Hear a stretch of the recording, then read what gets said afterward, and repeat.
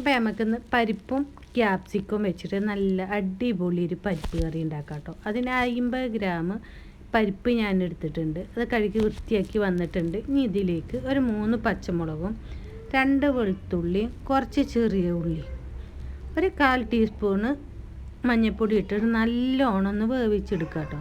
അപ്പോൾ നമ്മളെ പരിപ്പും ഉള്ളിയും ഒക്കെ നല്ലോണം വെന്ത് വന്നിട്ടുണ്ട്. ഇനി ഇതിലേക്ക് ഒരു ക്യാപ്സിക്കം, ഒരു 1.5 തക്കാളി ഞാൻ എടുത്തിട്ടുണ്ട്. അതും കൂടി ഒന്ന് വെന്ത് വരുമ്പോഴേക്ക് നമുക്കിതിലേക്കുള്ള ഒരു അരപ്പ് ഉണ്ടാക്കാം കേട്ടോ.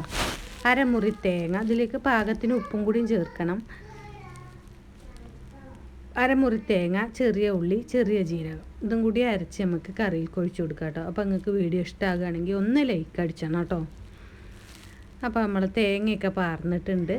ഇനി നമുക്കിതൊന്ന് കടുക് വറുത്തെടുക്കുക. നല്ല ടേസ്റ്റാണ് കേട്ടോ. അപ്പോൾ ഒന്ന് എപ്പോഴും ഒരേമാതിരി അല്ലാതെ ഒന്ന് വ്യത്യസ്തമായിട്ടൊക്കെ നമുക്ക് ഉണ്ടാക്കി നോക്കാം. അപ്പോൾ വീഡിയോ ഇഷ്ടമാകുകയാണെങ്കിൽ ഒന്ന് ലൈക്ക് അടിച്ചേക്കണേ.